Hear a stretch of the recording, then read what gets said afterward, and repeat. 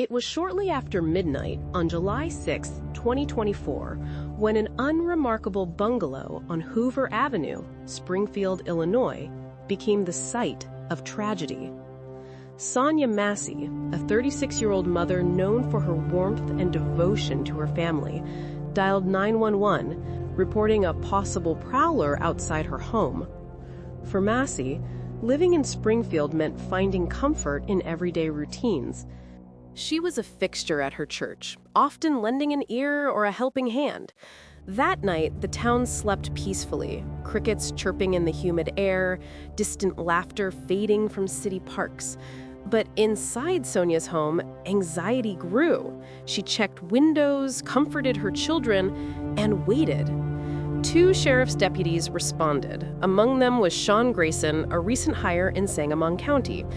Body cam video would later reveal Sonya's poised greeting, her soft-spoken attempt to explain why she felt troubled.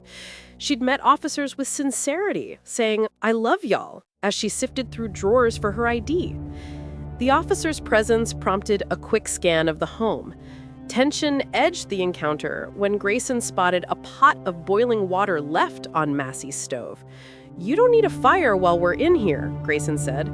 Sonya, startled, tried to comply, moving behind her kitchen counter, apologizing. A sudden escalation resulted. Grayson shouted, "Drop the pot." Sonya ducked, confused but compliant. Within seconds, 3 gunshots echoed, shattering the quiet. Sonya collapsed, wounded by a bullet to the head. In the minutes that followed, police tape fluttered outside a home where once only children's chalk marked the sidewalks.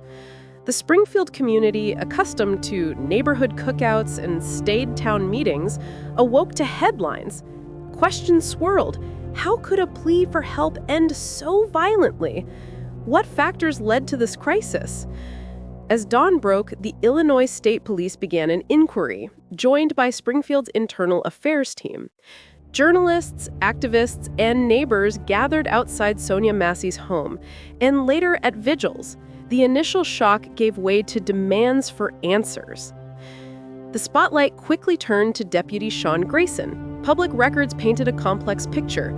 Grayson had been employed by 6 law enforcement agencies since 2020, a brief Army tenure marked by disciplinary issues and prior convictions for DUI and falsifying police reports. At Sangamon County, background checks failed to uncover critical details, a flaw cited repeatedly during the investigation. Alongside him was the second responding deputy. Internal reviews scrutinized his statements, body language, and attempts to de-escalate. Though cleared of criminal charges, his actions remained a benchmark for department training. Sheriff Jack Campbell also entered the narrative, a voice defending departmental procedures, but admitting Grayson's actions do not reflect the values or training of our office. His office faced hard questions about hiring policies and oversight. Rumor was rife in Springfield. Some claim Massey was armed, but forensic testing and video evidence refuted this. She held only the pot of water, not a weapon. Reports of previous mental instability proved unfounded. Friends recalled Sonya's support for anyone facing hardship, and family described her as deeply caring, resilient, and safe. The initial police dispatch log was reviewed frame by frame. Massey's 911 call cited a prowler, not a domestic dispute or violent altercation. Preparations for a routine welfare check had failed to foresee a fatal escalation. Central to the case was the pot, a household object turned touchstone for forensic and legal debate. The body cam footage, repeatedly shown and analyzed, captured every exchange. Sonya, "I just wanted to make sure my kids were safe." Grayson, "Drop the pot." Sonya, "Okay, I'm sorry." Grayson, "If you don't drop it, I'll shoot." Slow motion analysis concluded that Sonya's movements were defensive, not dangerous. Ballistic evidence established the shot trajectory. The bullet entered under her left eye, exiting at the upper neck, causing instantaneous fatal trauma. Crime scene investigators documented minor blunt force injuries from her collapse. Expert commentary explained every step. Audio engineers confirmed the calm in Sonya's voice, the sharp shift in Grayson's tone. Trauma specialists discussed the impossibility of threat from a pot at distance, and defense attorneys cross-examined every frame for evidence of intent.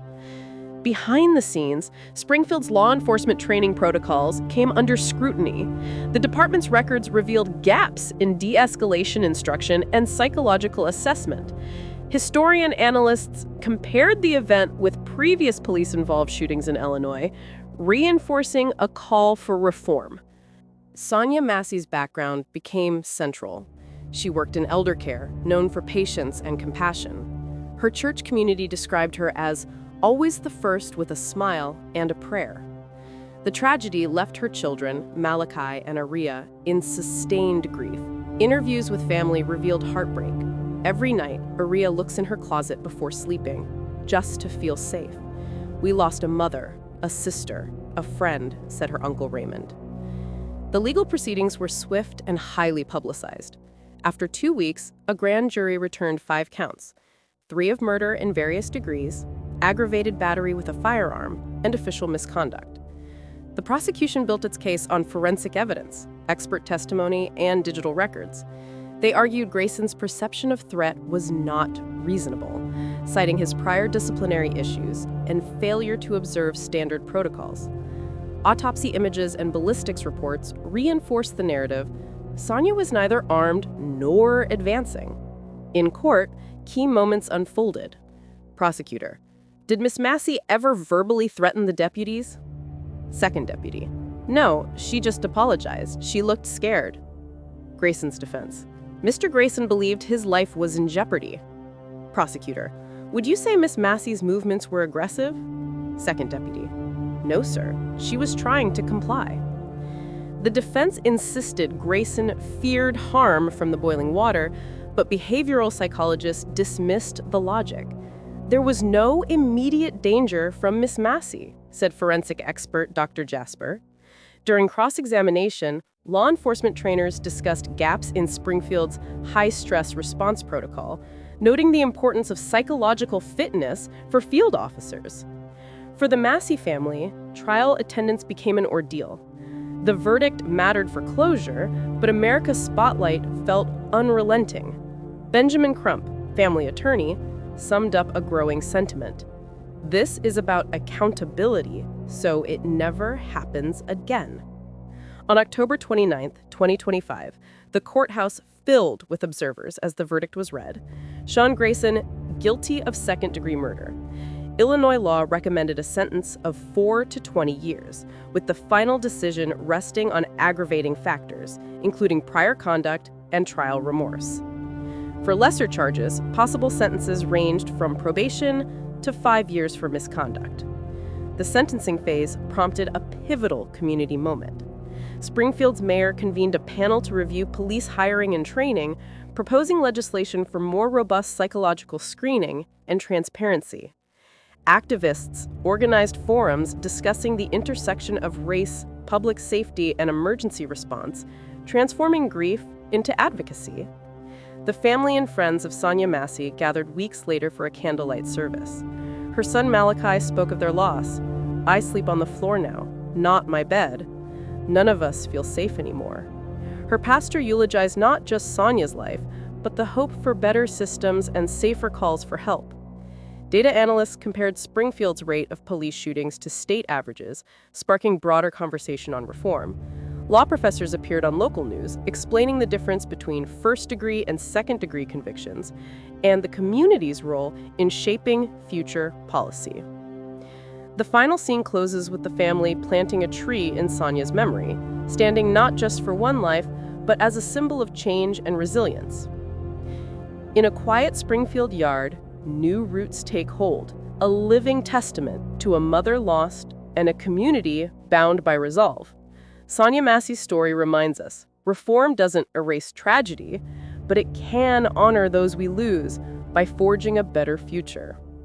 I know this case is wild, but there are even crazier ones coming up, so subscribe.